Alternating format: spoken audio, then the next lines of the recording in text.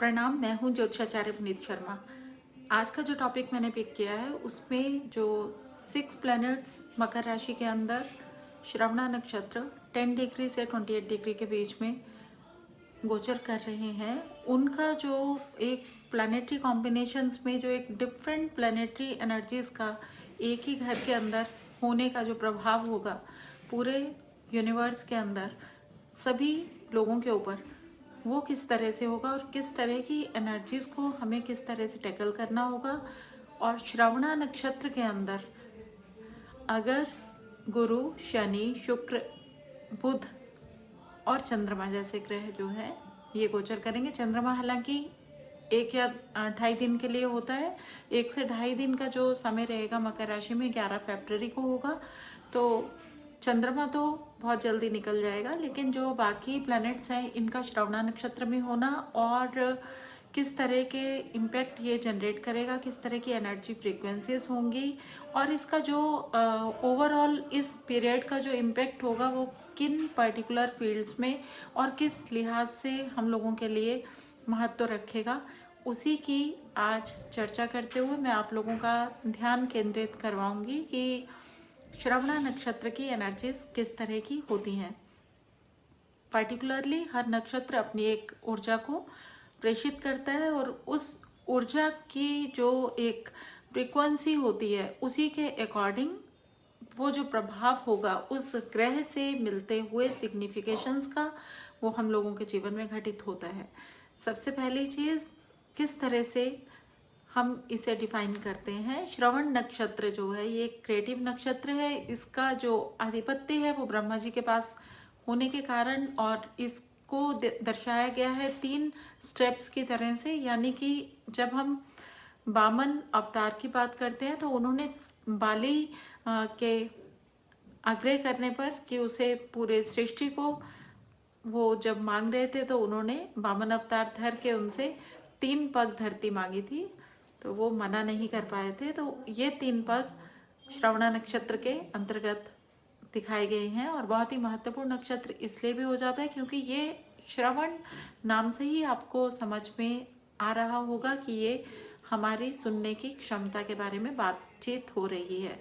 और सुनने का मतलब ये है कि जब हम अपनी अंतर्मन की आवाज को ध्यान से सुन के उसे इग्नोर किए बिना कुछ ना कुछ डिसीजंस लेते हैं तो वो डिसीजंस हमेशा ही प्रोग्रेसिव होते हैं, पॉजिटिव होते हैं और सकारात्मक ऊर्जाओं को आप तभी संभाल के अपने जीवन में ढाल सकते हो, लेके आ सकते हो।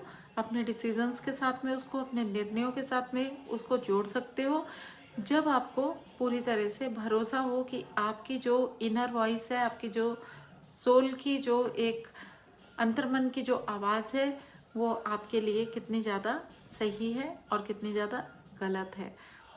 तो श्रवण नक्षत्र में अगर गुरु है तो गुरु हमारी इंसाइट है, विजडम है। सुनिए कि आपकी सोल आपसे क्या कहना चाहती है, सुनिए कि आपके आसपास जो आपके गुरु तुल्य लोग हैं वो आपसे क्या कहना चाहते हैं। आप इग्नोर मत कीजिए, उस चीज़ को अवहेलना किए बिना एक बार जरूर ध्यान से सोचने और समझने की कोशिश जरूर कीजिए। शनि के घर में अगर प्लैनेट्स का जमावड़ा है तो कहीं ना कहीं आपकी कर्म की परिभाषा को लिखने में आपके मेंटर्स रोल प्ले कर सकते हैं। और अगर वहाँ पे शनि महाराज खुद से हैं तो वो ये आपसे अपेक्षा रखते हैं कि आप अपनी एनर्जीज को जब चैनलाइज करेंगे तो उसमें एक डिसिप्लिन जरूर हो, उसमें एक मेच्योरिटी जरूर हो और आप अपने करियर की जो लाइंस हैं, बाउंड्रीज हैं, उनको तय करके ही अपने कार्य को करना शुरू करें। साथ में क्योंकि शुक्र ग्रह भी रहेंगे और आपको ये बताएंगे कि लाइफ में कैसे आप अपने क्रिएटिव जो एनर्जीज हैं उनको चैनलाइज करें, कैसे आप अपनी रिफाइंड एट्रीब्यूट्स को प्रेजेंटेबल बना के दुनिया के सामने अपने स्टार्टअप्स को लेके दिखा पाएँ। तो ये सब चीज़ें जो हैं श्रवण नक्षत्र में इतने सारे प्लैनेटरी कॉम्बिनेशंस की एनर्जीज की वजह से पॉसिबल हो पाएगा। अब बात करते हैं कि किस तरह के उपाय करने चाहिए इस पर्टिकुलर पीरियड में जब इतने सारे प्लैनेट्स हम लोगों के लिए कुछ ना कुछ दिखा रहे हैं। और शनि के घर में जब इतने प्लैनेट बैठे हैं तो कौन सी रेमेडीज हैं जो हमारे जीवन को देखिए कि आपकी मकर राशि आपके बर्थ चार्ट में कौन से घर में है, और जिस भी घर के अंदर वो मकर राशि होगी उस घर से रिलेट करती हुई चीज़ों के बारे में आपको बहुत ध्यान से डिसीजंस लेने हैं। अपने अंतर्मन की आवाज़ को इग्नोर नहीं करना है। तो आप पाएंगे कि आने वाले भविष्य के लिए आप अपने करियर और अपने कारोबार की जो नींव रखने जा रहे हैं वो बहुत सुदृढ़ होगी। इस समय का इस तरह से भी आप फायदा ले सकते हैं क्योंकि मंगल जो है वो अपनी ही भरनी नक्षत्र और अपनी ही राशि में मूल त्रिकोण में बैठे हुए हैं।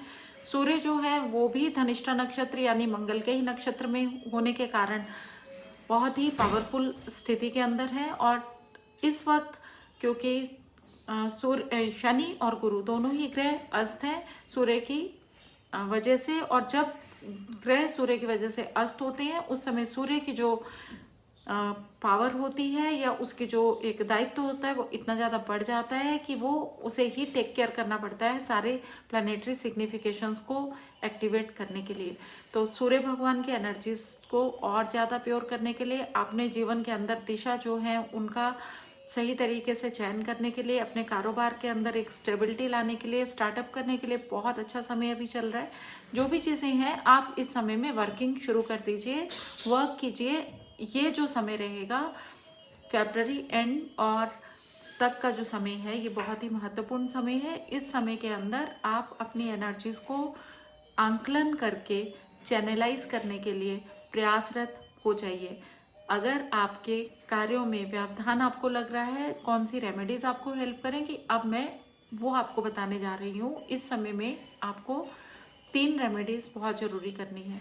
पहली रेमेडी, सूर्य भगवान को नमस्कार करते हुए जल अर्पित करना है। कॉपर की गड़वी में जल रखते हैं तो उस समय कुछ ना कुछ अक्षत या लाल रंग की रौली बीच में जरूर डालिए, या फिर आप उसमें गुड़ डाल के भी भगवान सूर्य को जल दे सकते हैं, अर्घ दे सकते हैं। भगवान सूर्य को जल देने से सूर्य की ऊर्जा जो है वो आपको बहुत ज़्यादा अच्छे से आपके जीवन के अंदर दिशा निर्देश तय करने में मदद करेगी। आपके डिसीजंस जो होंगे, निर्णय होंगे, वो सकारात्मक होते हुए आपको फायदा पहुंचाने के लिए कारगर होंगे। दूसरा उपाय जो आपको इस समय में करना है वो है कि आपने सैटरडे के दिन नारियल सूखा गोला जो होता है उसको कट करके उसमें बूरा चीनी, तिल और चावल, टूटे हुए चावल उसमें डालने हैं और उनको आपने किसी भी पीपल के वृक्ष के नीचे दबा के रखना है ताकि चींटियों को भोजन मिल सके। तीसरा उपाय जो आपने अभी करना है, पूर्व की दिशा में ये जो समय चल रहा है इसमें क्योंकि बहुत सारे प्लैनेट्स एक ही घर में हैं और शनि के घर में जब प्लैनेट्स होते हैं तो वो प्लैनेट्स जो हैं वो इम्बैलेंस भी क्रिएट कर सकते हैं अगर आपने इनकी एनर्जीज के लिए कोई उपाय नहीं किए। पूर्व की दिशा ये हम लोगों के जीवन में वो दिशा है जो हमारी सोशल कनेक्टिविटी को बढ़ाती है और संभालती है और हमारे जो समाज के अंदर जो हमारा कद है उसे बताती है। तो इसको बढ़ाने के लिए, अपना वर्चस्व बढ़ाने के लिए, यश मान सम्मान बढ़ाने के लिए ये वो समय है जिस समय में मैं आपको रिकमेंड करूंगी कि 3 तुलसी के पौधे अपने घर में जरूर लगाइए। रामा तुलसी, श्यामा तुलसी और वन तुलसी, ये 3 तुलसी के पौधे ईस्ट की डायरेक्शन में अगर आप इन दिनों में लेके आएंगे, लगाएंगे तो 2021 आपके कारोबार के लिए हर तरह से रास्ते खोल देगा और अबंडेंट मनी जो है वो आपके जीवन में बरसनी शुरू हो जाएगी। उम्मीद है आपको मेरा ये इंफॉर्मेटिव वीडियो रिगार्डिंग ट्रांजिट्स अच्छा लगा होगा। अपने सुझाव आप जरूर लिखिए। गॉड ग्रेस टीवी चैनल को अपना चैनल समझते हुए सब्सक्राइब कीजिए, शेयर कीजिए और बेल आइकॉन हिट करना ना भूलें ताकि अपडेट्स आप तक समय रहते पहुंच सकें। आप लोगों के फ़ायदे के लिए जो हम लोग वीडियोस बनाते हैं इनका जो पर्पस है, अगर आपके जीवन में सार्थक महसूस हो रहा है तो आप फीडबैक देंगे, उसी से हम लोग मोटिवेट होके आपके लिए कुछ और नया लेके आने का प्रयासरत रहने का कोशिश करेंगे। Thank you so much. God bless you all.